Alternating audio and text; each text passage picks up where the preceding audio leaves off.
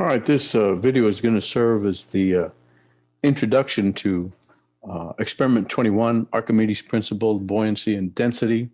We're going to have to modify it because of the fact that we're meeting virtually. Some of the portions of the experiment we won't be able to do, and I'll point those out. I need to lecture a bit because not everything that's covered in here was covered uh, in the other lectures, and so this isn't a virtual experiment. Conducted this experiment at home with materials that I could find. Um, so the theory is basically when something is placed in a fluid, and a fluid can be both liquid or it could be a gas. Uh, uh, the light objects float and heavy objects sink. I mean, you just take a helium-filled balloon. You take a helium-filled balloon and you take a balloon that you just blow up with your own lungs, and you hold them together. If you let them go, the helium is going to a helium-filled balloon is going to go up, and um, the lung-filled the balloon with the lung-filled air is going to sink. Why? Because it's more dense than the surrounding air, and the helium balloon is lighter, and so it's going to go up. Uh, so we're going to talk about the what makes it go up, the buoyant force. And they have a little graph here, the buoyancy. We did cover this in class, so let's get down to the definition here of Archimedes' principle. An object immersed wholly or partially in a fluid experiences a buoyant force equal in magnitude to the weight of the volume of fluid that it displaces.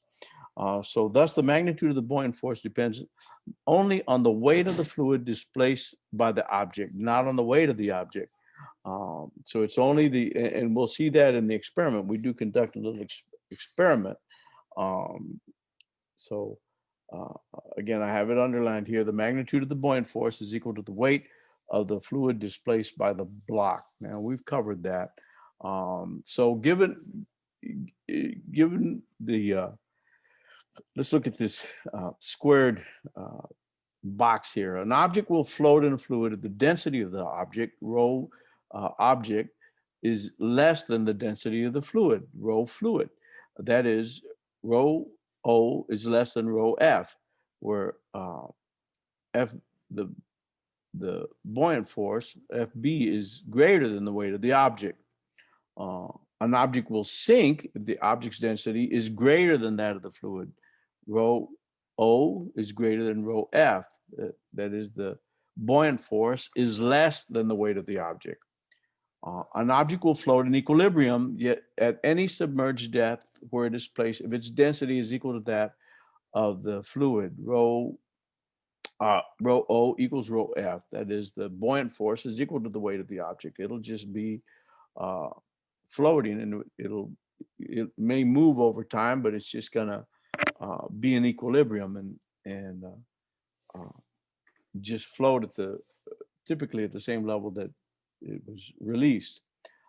Now, one thing that we didn't discuss in lecture is specific gravity. We did discuss density, but not specific gravity. So specific gravity will be used in the study and determination of density.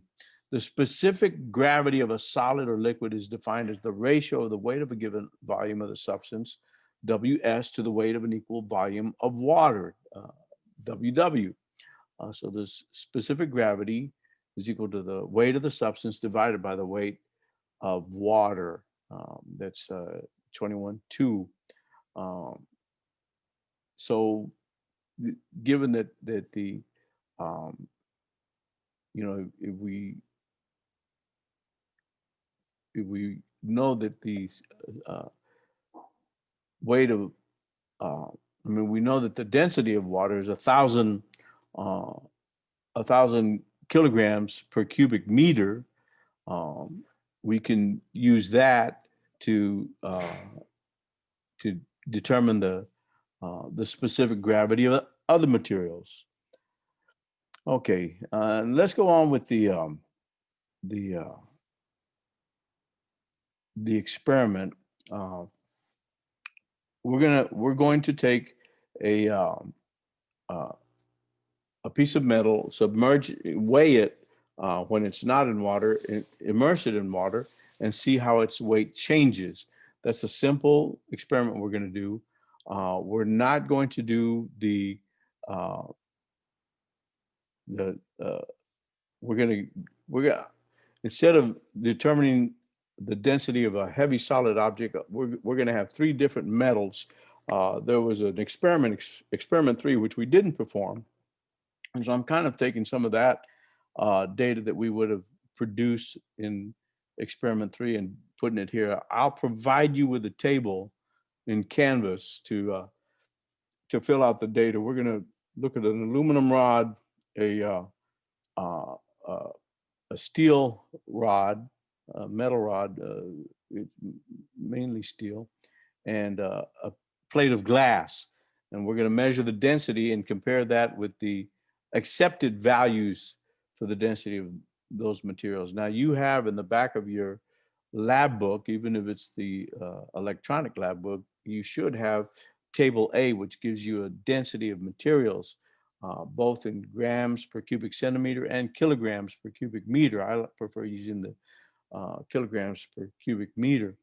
But if you can't find that particular uh, data table, or if you're not in the class, if you're just watching this video by um, on YouTube, not associated with class, you can look up the density of materials on any website. Probably even Wikipedia will give you a table of the density of materials.